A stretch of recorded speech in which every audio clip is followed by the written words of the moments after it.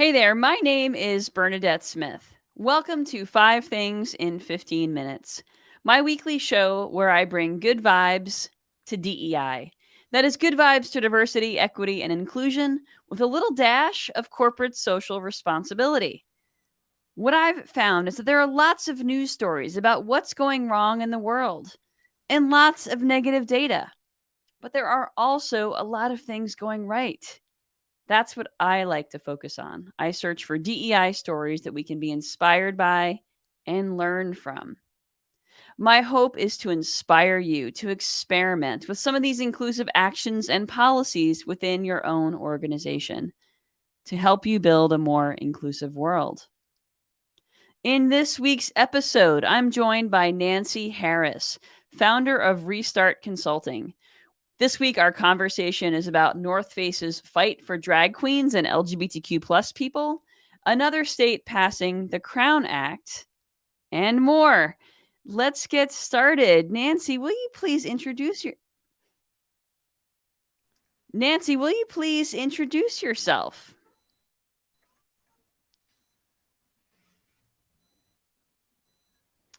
Nancy, will you please introduce yourself? Sure, absolutely. I'm having a little technical issues, so hopefully everybody can hear me on my end. My name is Nancy Harris. I am the founder and CEO of Restart Consulting. I officially call myself a people geek. I am really fascinated by people, organizational change, and have been working in the DEI people and culture space for really about 20 plus years, but have my own business for about 7. So again, I'm kind of keeping my fingers crossed that everybody can see me and I don't boot off all of a sudden. So You sound great. So tell me a little bit about your work specifically. Is there a specific type of client that you tend to work with? yeah, so I do a lot of work in the social impact space. So, probably about 80% of my clients are in the nonprofit foundation space. And I always say I like to work with leaders who want to change the world. So that is my sweet spot. Awesome. Well, changing the world is part of my mission as well. So I absolutely hear you. So, one of the things that I was reflecting on this month, it's Pride Month here in the United States. One of the things that I've been reflecting on is, celebrating pride when there's so much oppression. There's a lot of reasons to be negative. There's a lot of corporations which are backing down from standing up for LGBTQ plus folks. There are lots of anti LGBTQ laws being proposed and actually passed, especially those that hurt transgender folks and particularly Yeah. transgender young folks. So there's a lot of reasons to be to struggle. New laws in Uganda, like it goes on and on. And one of my team members, Irma, I was in a conversation with them and a client of ours last week, and Irma just started talking about trans joy, and I really felt a strong sense of yes, there's got to be this joy. We have to lean into the joy. We have to find the joy. So Nancy, I'm wondering if you can relate to any of this. It's joy is something that is doesn't come easily to me. It's something I'm working to cultivate more and more of in my life. Can you relate to the concept of finding joy amidst the oppression?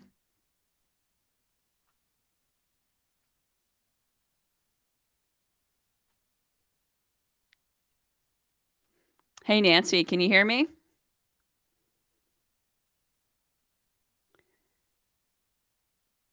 Nancy, can you relate to finding joy amidst the oppression? No, can't hear me at all?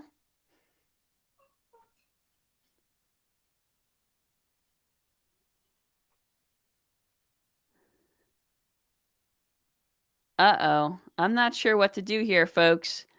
Oh.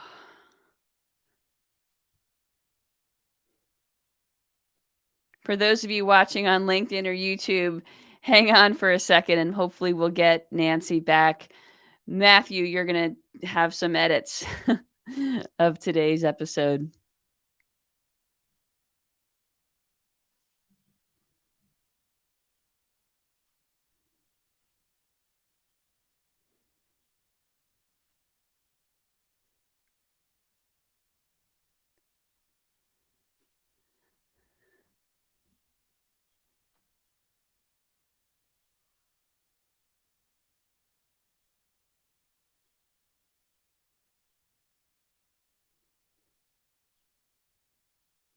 Hmm.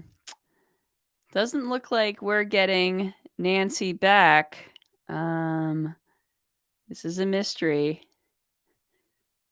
I'm gonna hang on for a little bit more, and we will re-record that. We'll record the podcast separately. If we, all right. Oh, Nancy, you're back. I'm back. Oh my goodness. Yes, I am back. Okay, well, I'm gonna cue you up again for the question. Yes. Can you talk a little bit about your experience finding joy when there's a lot to feel oppressed about and depressed about? Yeah. So I heard a lot of what you said before I vanished into the ether. Um, and it, with all the negative things that are happening, what I'm finding joy in is that I'm hearing and I'm seeing people saying that they're more committed than ever to doing this work. And so that is what's bringing me joy. So it's almost like it's this push of the negative, and then I'm hearing people saying, well, I'm going to do this. I saw a really interesting you mentioned Uganda before I was booted off, but I was listening to I believe it was like the PBS NewsHour, and they were talking to someone in Uganda, and he was talking about like how he was just standing firm, and so that brings me joy. It's like it's seeing that yes, there's this push, and on the flip side, are people more committed than ever before. Yeah, I think that there's something about the um, anti-diversity movement that gets us fired up, right? That gets us fired up to resist. And that causes more progress, which causes more pushback. And there's this whole cycle. And I think to being able to step back and remember that there is a cycle, and all of this takes time and we're chipping away bit by bit. I think, sometimes it's hard finding that patience, but we have to remember that and celebrate Yeah, what we can. yeah, absolutely. All right, well, let's get into this week's good vibes. Can you? Oh, actually, before that, Nancy, let me ask you a quick question. In all of the work that you're doing with your clients, what's giving you hope? Ooh. It's linked back to what we were talking about a few minutes ago. What's giving me hope is I'm seeing more and more commitments. And the leaders and the clients that I'm working with, not only are they more committed, but they're willing to take some more risks, which I think is one of the stories we're going to talk about. But they're willing to take more risks. They're willing to stand for more things, and so that is something that again kind of gives me hope and something that makes me really excited and proud about the folks and clients that I work with. Awesome. I love that. Me too. I'm feeling the same way. Absolutely. Yeah, Okay, so let's get into this week's good vibes. The first story yeah. comes from the National Park Service, which is working to incorporate more Black history into its storytelling about America. So, right now, they are considering the establishment of the Black Panther Party National Historic Park and other new parks related to civil rights, such as a park commemorating the civil rights workers and the 1964 murders of civil rights workers, the lynching of Emmett Till in 1965, and so forth. Oh no. Nancy is gone again. Ah, hopefully we'll get her back. Oh my goodness. Folks on LinkedIn, sorry about this. All right, Nancy, talk to me about the National Park Service and their commemorating of folks with civil rights monuments.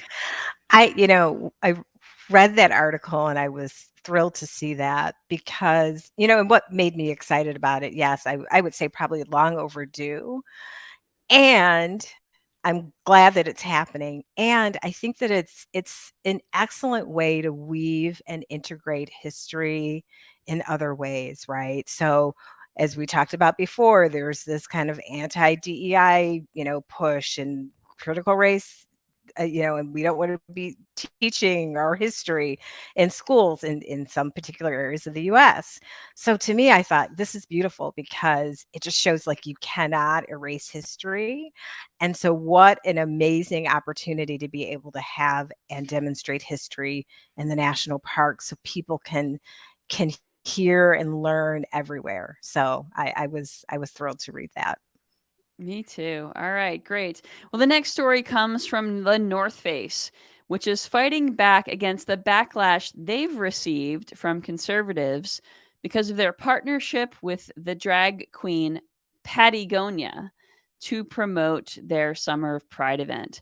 So now there's been a bunch of backlash recently against Target, against Bud Light, about the LGBTQ inclusive pride campaigns, or their pride campaigns.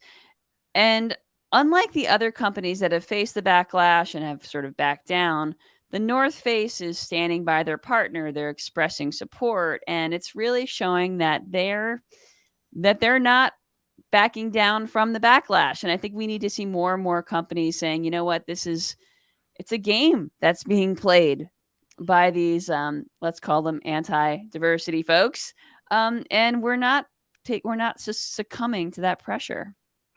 Yeah, I was thrilled to hear about North Face, disappointed in some of the other organizations that you mentioned as well. And I think what it demonstrates to me, and I'm curious what you think as well too, is that, these are tough decisions that we, have to make as leaders and Oh my gosh,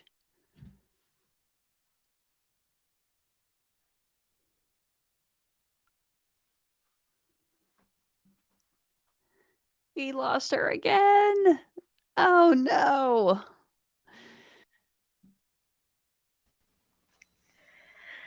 these are tough decisions, you were saying. these are really tough decisions that leaders and organizations have to make. And it's just critical, when we're doing this type of work and we're committing to this and we're saying that this is something that is part of our organizations and things that we value in terms of equity and inclusion, you got to stick with the tough decisions. And they may not always be popular. Certainly we won't get into some other organizations, but I know Target said that they felt that some of their employees may have been at risk. Um, and I just have to say, we've got to stick with tough decisions. And so I was, North Face, good for you for standing firm in your decision. Because this, whenever a new organization is selecting, a spokesperson, I mean, they go through rigor. They know who they're picking. So it's not like a surprise. Yeah, absolutely. I agree. I think that there has to be that authenticity, that follow through, not only because your LGBTQ plus employees are going to expect it, but also because of the the problem that's going to come. They're just jeopardizing not only their relationship with their employees but also their customers, and I just think it's way too risky. And as a brand, and I think it just makes a lot more sense to stick with it, Yeah. It's Yeah. just there's so much less damage to repair. Yeah, and I Okay. hope that people look at North Face and say leaders that are looking at examples say, "Yeah, this is an example of what you do. You stick with the decision that you make." Exactly. All right. The third story comes from the country of Mexico, which is the latest country in North America and following the US and Canada, to have a new policy allowing citizens to identify as non binary on their passports. So now Mexican residents can now have gender X as their marker. So Mhm. we love seeing stories like this. They still make five things because they still don't happen very often. But I Yeah. love this coming from Mexico. Yeah. I was happy to see that as well too. I mean, these big steps forward, and again, this indication for, I would say, these examples for other, countries and other places, to be able to see, other examples, and so I think it was really, really good, and I was glad to see that. Yeah, and there's actually a population of indigenous folks in Oaxaca, Mexico called Muxe, and they live as a third gender, and they are really beloved members of their community in Oaxaca. And in fact, there was someone who's Muxe on the cover of, I think, Vogue Mexico last year or the year before. So because they have this like vibrant population of folks within their own country, I think it just makes a lot more sense to validate them and include them in this way. Okay, I am going to keep going. The next story comes from Texas, which now has the Crown Act. The Crown Act stands for Creating a Respectful and Open World for Natural Hair, and it aims to protect individuals from discrimination based on their natural hair in workplaces, school, and in housing. So it mostly affects black and brown folks with dreadlocks, braids, twists, and other natural hair. Crown Act in Texas, Nancy. This is about the 20th state to have the Crown Act. Well, it's about time, and it should be not the 20th state, it should be all states, and, I'm gonna leave out my thoughts about some of the other things going on in Texas, but I will say good for, Texas for moving that forward, and again, any other states out there listening need to move forward, with a similar type of act. Yeah, I mean, first of all, when we're not protecting folks on the basis of natural hair, we're just creating these unfair standards of like what is professionalism, right? And there's no federal protection at all. So even if it's being chipped away on a state by state basis, I will take it. And yes, I think this probably is the first time I've ever given positive praise to the state of Texas in five things.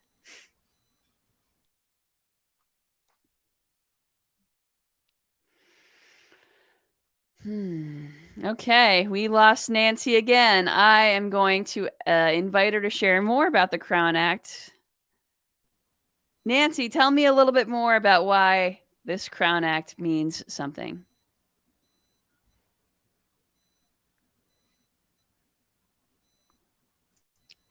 Can you hear me, Nancy?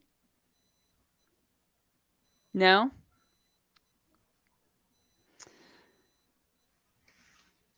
Nancy, can you talk a little bit more about why the Crown Act has meaning and is really important? Ah, now she can't hear me. All right.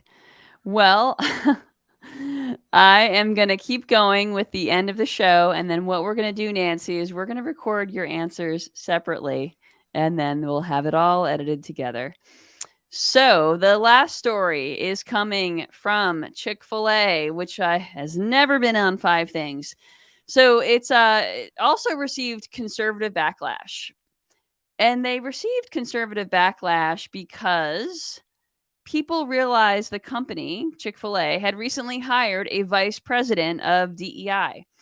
Now, it's ironic because Chick-fil-A has actually had a history of partnerships with anti-LGBTQ organizations and has been boycotted by many people like me who love that Chick-fil-A chicken but go to Popeyes instead. So, hopefully this means that Chick-fil-A is actually showing some commitment towards greater equity and inclusion.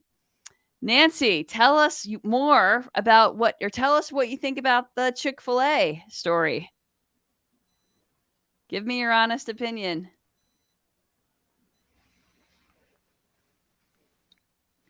Okay, we will record that separately. Okay, in this week's call to action, I would love you to read this article and check out the photos in the show notes about trans joy on display at the Trans Youth Prom in DC. It was outside the US Capitol building last week. So check that out, and check out Nancy at restartconsulting.com. And if you don't already get the 5 Things newsletter, you can subscribe at 5thingsdei.com. All right, Corey, let's wrap this up, and then Nancy and I will